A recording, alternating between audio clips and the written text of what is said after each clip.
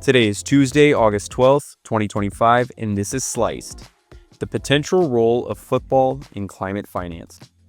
Now that there's a lull in football for the next few weeks, I've had quite a bit of free time on my hands during the evenings. 90 minutes, more or less, to be exact.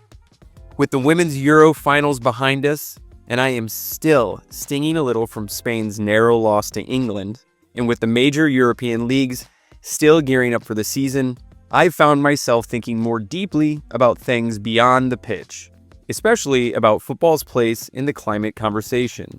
And yes, while the Spanish women's team was just named number 1 in the world by FIFA, which softens the blow a bit, I still really wanted to see them cement their dominance with that win at the Euros. Last month, I also had the chance to attend my first match in Austria, FC Salzburg versus SK Braun, at Red Bull Arena for the Champions League second round qualifiers. It wasn't a high-stakes match because Salzburg already had the series in the bag, but standing in the crowd, listening to the chants echo through the stadium, I was reminded of how massive and powerful football really is. It's not just a game, it is a global force, economically, culturally, emotionally. Fans travel across countries and continents to support their teams. Sponsors and TV rights deals funnel billions of dollars into the sport. Clubs, leagues, and international bodies wield serious influence. And increasingly, that influence is being called upon in the climate space. That's part of what led me here, wondering how the beautiful game fits into climate finance. Football touches almost every corner of the globe. Its reach is unmatched. No matter where I am in the world, I inevitably walk by somebody wearing a Real Madrid kit, and naturally, I holler, "Hala Madrid!" When something as culturally embedded and resource-intensive as football starts talking about climate change, people listen. And they should, because the environmental footprint of the sport, especially during major international events, is significant. Think of the upcoming 2026 FIFA World Cup, set to be played across the entirety of North America, with more teams than ever before. That means more travel, more infrastructure, more emissions. To their credit, organizations like FIFA have started engaging with climate finance tools to mitigate their footprint. The 2022 World Cup in Qatar was declared climate neutral, thanks to a combination of emissions tracking and carbon offsets. They even funded reforestation and clean energy projects.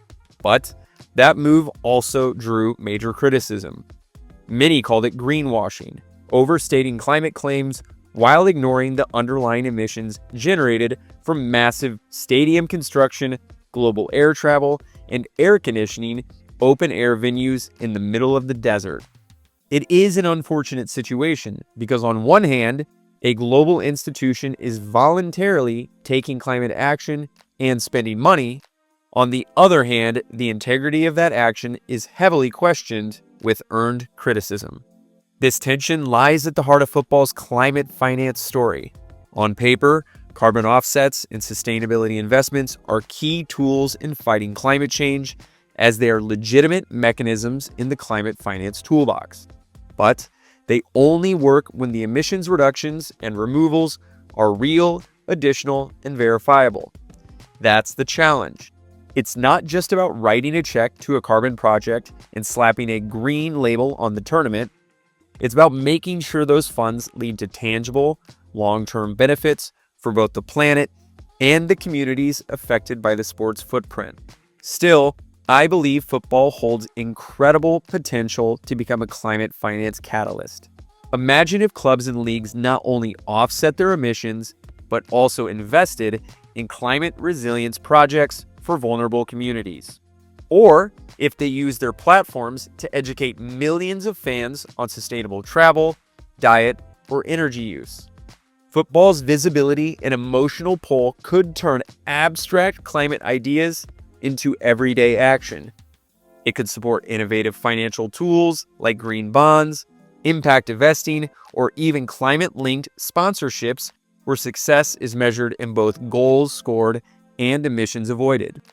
I know I'll be thinking about this more as the 2026 World Cup draws closer. There's a lot of potential, a lot of risk, and a lot of responsibility. But I am hopeful. I'll probably write about it again a couple more times before the year's out, and I'd love to hear more from others who are exploring similar questions. Because if we're serious about using football, or sports in general, as a force for good, we have to look beyond the scoreboard and into the systems it can influence. The beautiful game might just help build a better planet, but only if we play it right.